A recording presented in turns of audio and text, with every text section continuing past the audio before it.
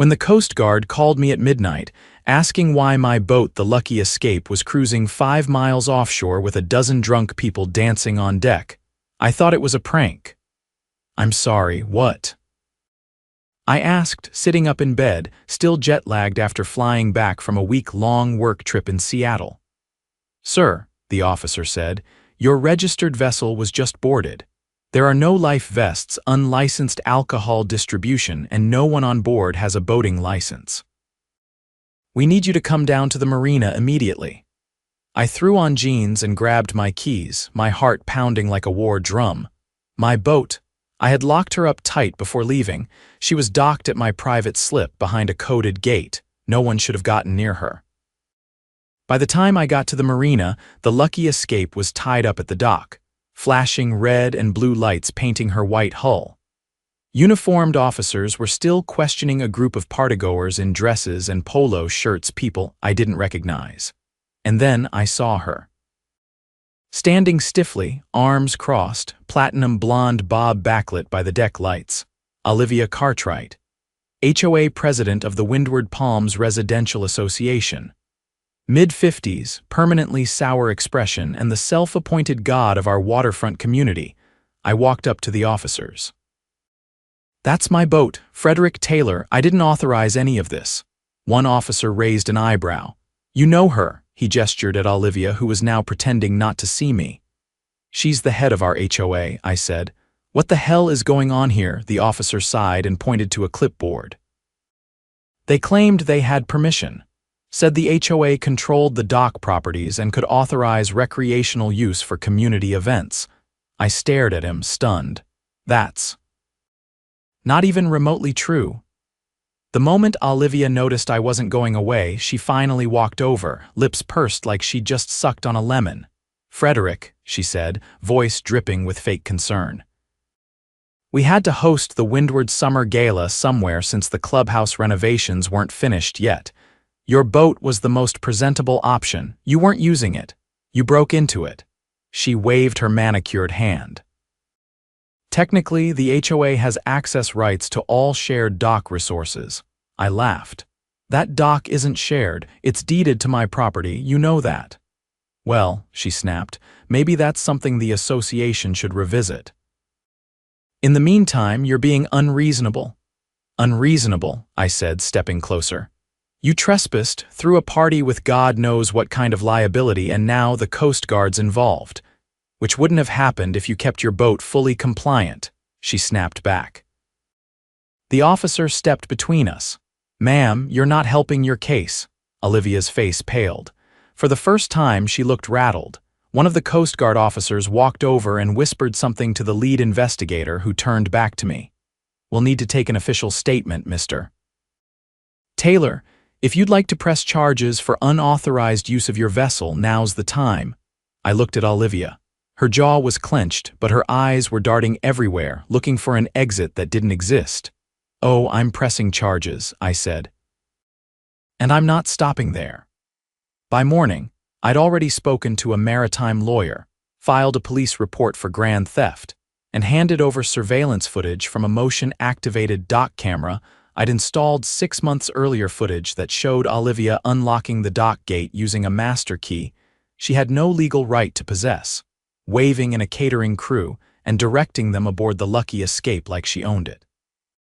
The footage also captured her slipping what looked like envelopes to 2 of the guests, one of whom was the association treasurer, Douglas Wright. That wasn't just trespassing. That was conspiracy. Detective Mara Klein from the county's Property Crimes Division met me at the precinct later that afternoon. Her tone was calm but clipped, the kind of voice that meant she'd seen enough HOA nonsense to know when something stunk. "Mr. Taylor," she said, clicking a pen, "we verified the deeded property lines. That dock is indisputably yours. The association has no rights over it, nor your vessel. Based on the footage you provided and the Coast Guard's report, we're preparing to submit charges for unlawful entry, misappropriation of private property, and possible insurance fraud." "Insurance fraud?" I asked. Klein tapped her notepad. "You mentioned a security system on board." Did it alert you to the unauthorized access? It's connected to my home Wi-Fi. I disabled notifications while I was out of town to avoid roaming fees. Why? She leaned forward. Because the system was tampered with. The security module was powered off manually from inside the cabin. That's no accident, and if your boat sustained any damage during the event, it did. The galley cabinet was ripped out, there's wine stains in the upholstery, and someone cracked the helm screen. Then they're liable for damages. And if any repairs are claimed through your insurance without disclosure of the unauthorized use, that's insurance fraud. I exhaled slowly, trying to keep my voice level. So what happens next? We're serving a warrant at the HOA office. If what we suspect is true, she didn't act alone. This wasn't some spontaneous party, this was coordinated. By the time I left the station, word had already spread. A neighbor named Linda, who lived 3 doors down and had always been polite if distant, waved me over as I pulled into my driveway. "I'm sorry to bother you," she said, glancing nervously up the street. "But I thought you should know. I overheard Olivia talking to Douglas last week. She mentioned something about putting the boat to community use and how nobody would care if it was just one night. I didn't think anything of it at the time. Would you be willing to say that officially?" She hesitated. I think so, yes, if it helps," I nodded. "It helps. A lot." While I gave her Detective Klein's contact info, a white Nissan with the HOA logo on the side rolled slowly past my house, barely crawling. The driver was Janice, Olivia's little lieutenant, the one who once wrote me up for inappropriate flag placement because my American flag was at a slight angle during a windstorm. She met my eyes through the windshield, then drove on without stopping. The show of intimidation was pathetic, but not unexpected. That night, I went over every clause of the HOA bylaws line by line. I'd never paid them much mind before, like most residents. I paid my dues and stayed off their radar. But now I dug into every paragraph like I was back in law school. And that's when I found it. Appendix D, Section 9. No member of the board shall engage in use of privately owned property for community purposes without written consent from said owner, regardless of physical proximity or perceived common benefit. Violation of this clause is grounds for immediate removal from office pending a vote by quorum. I wasn't just going to press charges, I was going to remove her. The next morning, I called for a special meeting of the HOA. According to the bylaws, any homeowner could do so with a petition signed by at least 10% of residents. I had 20 signatures by noon. Not everyone liked Olivia. Most tolerated her because she kept the landscaping tidy and the clubhouse stocked with coffee pods. But after word got out that she'd hijacked a neighbor's boat for a private party, even the fence sitters wanted her gone. By late afternoon, a county patrol car was parked outside the HOA office. Detective Klein and another officer emerged with a file box and a laptop. Olivia wasn't there. According to the officers, she'd left town that morning something about a wellness retreat in Arizona. Coward. That didn't stop the process. Detective Klein confirmed they'd found emails between Olivia and Douglas discussing creative use of idle resident assets and how to frame the event as a sanctioned gathering to minimize liability. In one email, Douglas asked, "What if he finds out?" Olivia replied, "Then we spin it as a misunderstanding." He's reasonable. I had that printed out and ready. The emergency HOA meeting was scheduled for Saturday evening in the community center. By then, the whispers had turned into full-blown outrage. Several residents reported finding leftover garbage from the party in their trash bins. Olivia had apparently ordered cleanup crews to distribute the waste off-site, so it wouldn't be traced back. When I stepped into the meeting hall, it was standing room only. Folding chairs had been dragged from storage, and even then, people were leaning against walls with arms crossed. Douglas sat near the front, pale and sweating. He'd been summoned by the detective earlier that day and clearly knew the walls were closing in. I walked to the podium, unrolling the petition and placing it in front of the secretary. My name is Frederick Taylor. I'm the legal owner of 14 Windward Bay and the private dock adjacent to it. As of Tuesday evening, my property was unlawfully accessed by members of this board and used without my permission for a private event. I've filed charges with the county sheriff's office and have provided evidence to support those claims. Murmurs rippled through the room. I held up the printed email from Olivia. This was sent from the HOA server. It proves premeditation. There was no misunderstanding. The murmurs turned into gasps. One man in the back actually shouted, "She used our dues for this." "Yes," I said, "and worse. The bylaws are clear." Section 9 of Appendix D states that any board member who uses private property without consent is subject to immediate removal. I've met the petition requirement. I'm calling for a vote. Douglas tried to object, but the secretary, an older woman named Ruth who'd been on the board for years, cut him off. "We'll vote now, one by one." It took 20 minutes. By the end, the tally was overwhelming: 64 in favor of removal, 2 opposed, 3 abstained. Ruth stood and addressed the crowd. By majority vote, Olivia Cartwright is hereby removed as president of the Windward Palms Residential Association effective immediately. Further leadership status is suspended pending legal resolution of any criminal proceedings. Applause thundered through the hall. Someone shouted, "About time," and others clapped harder. I didn't smile. I just gathered my papers and walked out into the night, the cool salt air brushing against my face like a reset button.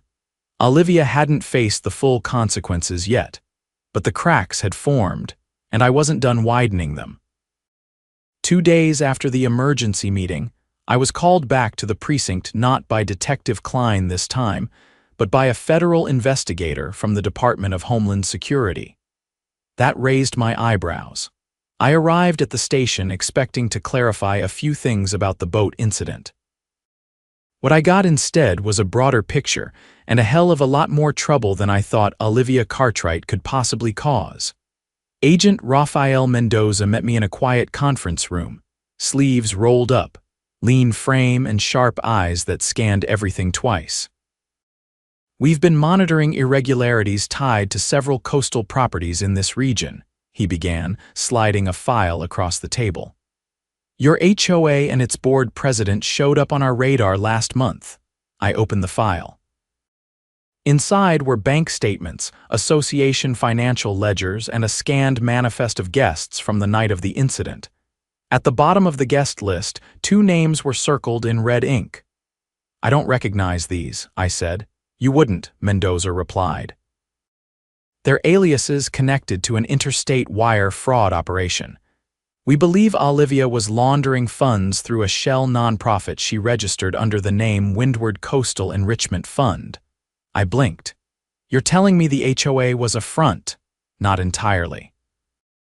Most members were probably unaware, but Cartwright and at least 3 others used the association's accounts to funnel money from fake community initiatives, dock maintenance, clubhouse expansion, landscaping upgrades, and redirect it into offshore trusts." I leaned back, stunned. "And the party cover," Mendoza said. "They used it to host 2 out-of-state buyers interested in acquiring waterfront property through forged deeds. The lucky escape was likely chosen because it offered a neutral space, no surveillance they knew about, no paper trail. They didn't know I had cameras on the dock," I muttered. Mendoza allowed himself a dry nod. "That footage fast-tracked our warrant." I looked back down at the file. "So what happens now?" "We've already detained Douglas Wright. He tried to board a flight to Panama yesterday morning. The other 2 board members involved Janice Leland and a man named Peter Malin have been subpoenaed. Olivia's still at large, but she's not in Arizona. She lied about the retreat. We traced her phone to a private airstrip outside Charleston. She's traveling under a passport issued to a shell identity. Once she crosses into certain jurisdictions, extradition becomes complicated." I exhaled slowly. "How much did they steal?" "Just under $3 million over 6 years. most of it siphoned from inflated contractor invoices and fake grant projects.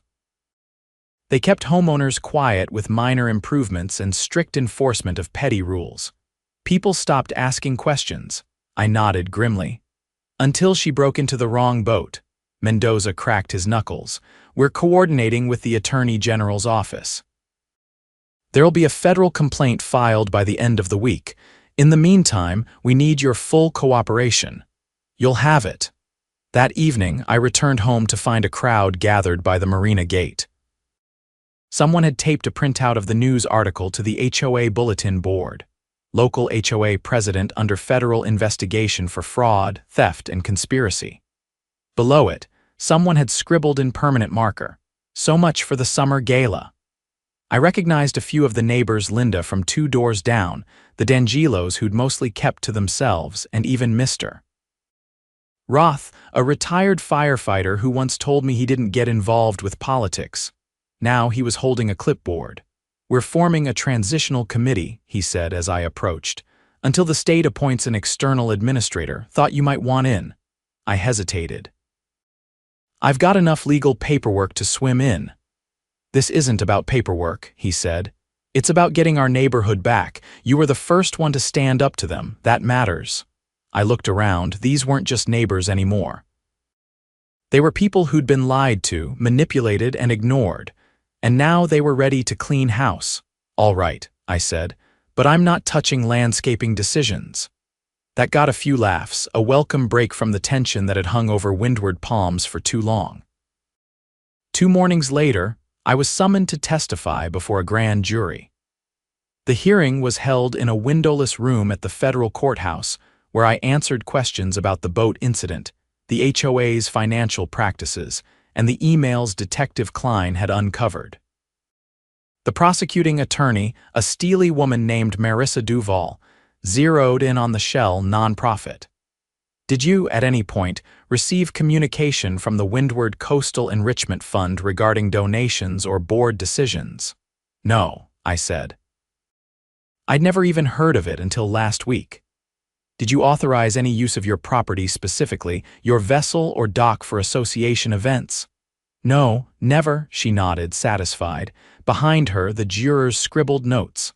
Afterward, Mendoza met me outside the courtroom. "She's nailed," he said.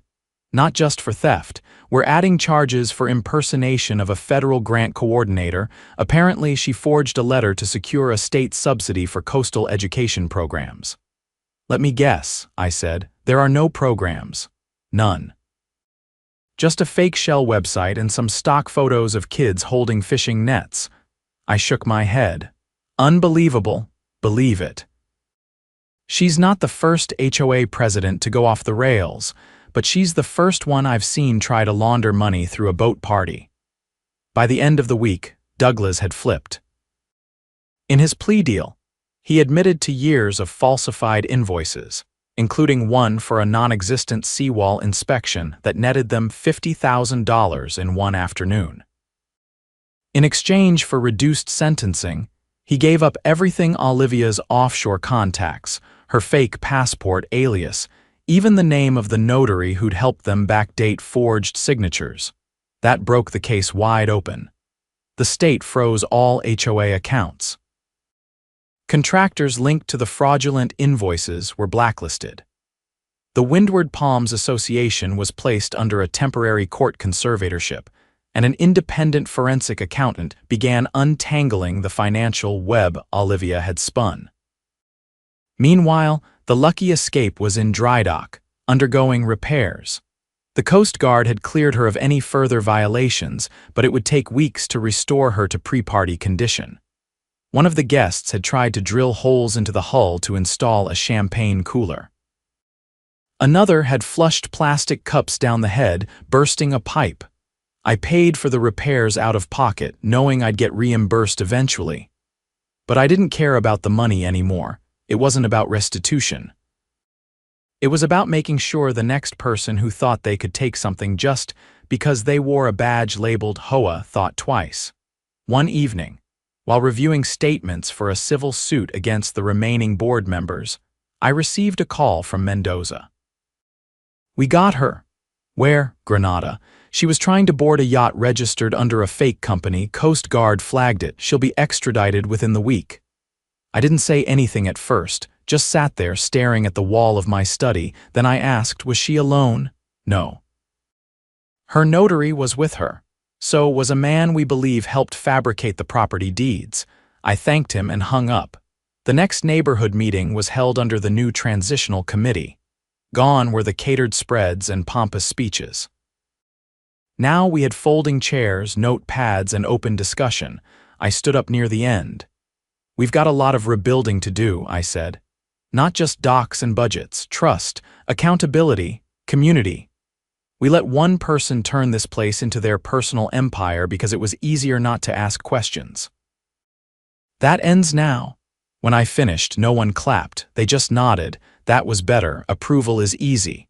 Agreement takes work. And after everything we'd been through, the people of Windward Palms were finally ready to work. On a quiet Wednesday morning, I walked into the county courthouse with a folder tucked beneath my arm labeled WPR Association Civil Action. The courtroom was smaller than I expected, windowless, with wood-paneled walls that hummed with the dull groan of overhead fluorescence. At the front, Judge Harlan Whitford sat behind the bench with an expression that suggested he'd already read too much HOA nonsense for one lifetime. Douglas Wright sat with his attorney at the defense table, thinner than I remembered, his hands folded tightly in his lap. His suit didn't quite fit, and his eyes avoided mine. The other two former board members, Janice and Peter, had opted for video appearances from their respective detainment locations, their feeds boxed in the corner of a wall-mounted screen. Olivia's seat was empty. Her extradition had been delayed by 2 days due to a diplomatic formality, but the judge had ruled the case would proceed in her absence. My attorney, a sharp former JAG officer named Tanya Riley, stood and launched into the opening statement. We intend to prove that the Windward Palms Residential Association, under the leadership of these individuals, knowingly exploited private property, misappropriated homeowner funds, and breached fiduciary duties for personal enrichment. We will also demonstrate that Mr. Taylor suffered material damages and reputational harm as a result of these unlawful actions. Judge Whitford didn't nod. He just scribbled something on a yellow legal pad and gestured for the first witness. We started with the marina's dock manager, who confirmed the association had no legal access to my slip or vessel. Then came the forensic accountant, who laid out a devastating timeline of money trails. Inflated invoices, kickbacks disguised as community grants, and contractor payments routed through a Nevada-based LLC that had no employees or equipment. But it wasn't until Linda took the stand that things shifted from scandal to something darker. They told us the clubhouse construction was over budget, she said, hands trembling slightly. That we needed to approve an emergency dues increase, but I never saw any permits filed. And when I asked about the contractor, I was told it was handled internally. Tanya asked her to clarify. Did handled internally mean the board was overseeing the work themselves? No, Linda said. It meant the contractor was Olivia's nephew. He doesn't even live in the state. He owns a landscaping business in Utah. I looked it up, the gallery murmured. Judge Whitford banged his gavel once. Tanya thanked Linda and called the next witness, a former HOA assistant named Rachel, barely out of college, who had quit 6 months earlier. They had me create fake meeting minutes, Rachel said, voice low but steady. Sometimes I'd be handed a list of decisions and told to make it sound like the community voted on them. I didn't know it was illegal at first. I was told it was common in private associations. The judge leaned forward. Did you ever witness signatures being forged? Rachel nodded. On 4 occasions. I saw Olivia sign names of members who were on vacation. She joked that if they didn't show up, they didn't get a say. Later that afternoon, Tanya called me to the stand. What was your first indication that something was wrong? She asked. The call from the Coast Guard, I said. I'd just gotten home from Seattle. They told me my boat was being used illegally by people I didn't know for a party I never authorized. She walked me through the footage, the damage, the repair costs. Then she asked the question I'd been waiting for. In your opinion, was this a one-time mistake? A simple misunderstanding? No, I said. This was calculated. They knew I was out of town. They accessed a locked dock, tampered with my equipment, and used the vessel to entertain buyers involved in a fraudulent real estate scheme. That's not a misunderstanding. That's organized theft. The defense attorney, a gray-haired man who looked like he'd been dragged in from a golf course, stood up for cross-examination. Mr. Taylor, would you agree that the HOA routinely hosts community events? Yes. And that those events are sometimes held in shared spaces. My dock isn't shared. According to maps filed in, those maps were filed after the bylaws were written. The deed is clear. It's not association property. The judge cleared his throat. Counselor, the property lines have been verified by 3 independent records. Let's not waste time. The attorney sat down, defeated. Tanya gave me a nod as I stepped down. The next day, the courtroom filled with reporters. News of the HOA scandal had gone statewide, and now the term Dockgate was trending on local radio. The prosecution introduced a new piece of evidence, a USB drive seized from Olivia's laptop. It contained dozens of audio recordings. She'd apparently kept voice memos of meetings, maybe to protect herself or maybe because she was arrogant enough to believe she'd never get caught. One recording made the entire room go silent. A distorted voice, Olivia said, "If we get pushback, we tell them it was a sanctioned event. If he sues, we tie him up in court until he gives up. Homeowners don't have the stomach for legal drama." Judge Whitford paused the playback and looked over his glasses. "Miss Riley, has this recording been authenticated?" "It has, Your Honor.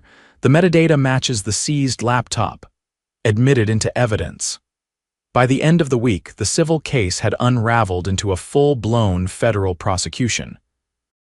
Olivia's charges now included wire fraud, conspiracy, obstruction, and falsifying legal documents. The judge ordered immediate asset freezes on all 3 board members. Their bank accounts, vehicles, and secondary properties were seized under the RICO statute. Douglas's plea deal was formally rescinded. When it was revealed, he'd withheld the existence of a second shell company. On the final day of proceedings, the judge issued summary judgments in favor of the plaintiffs, myself, and a group of homeowners who had joined the civil action. The HOA was dissolved by court order, its remaining assets placed in a restitution fund to repay residents who had been defrauded over the years. As for my boat, the repairs were covered in full, plus damages. But the real victory was structural. The county issued a new oversight mandate for all residential associations along the coast, requiring financial disclosures, annual audits, and rotating third-party compliance officers. Windward Palms would no longer be a private fiefdom. It would be a neighborhood again. Outside the courthouse, I stood beside Tanya watching news vans pack up. "You ever think something like this would happen?" she asked, arms crossed. "Honestly," I said, "I figured I'd get a letter about my garbage can being out 20 minutes too long." "Not a federal racketeering case," she laughed softly. "Well, thanks for dragging me into it. I'll be dining out on this story for years." A few weeks later, I hosted a small get-together, not a gala, not a fundraiser, just a barbecue with neighbors, no speeches, no votes. Just people who had been through hell together, finally breathing clean air. Mr. Roth brought ribs. Linda made her famous lemon bars. Even the D'Angelos, who'd once considered moving, stayed late into the evening, their kids chasing each other barefoot across the lawn. As the sun dipped low over the bay, I walked down the dock and stepped onto the Lucky Escape. Her deck was clean, the repairs flawless. She looked better than she had in years. I sat behind the helm, engine off, and let the silence settle. No more forced compliance. No more threats tucked in envelopes.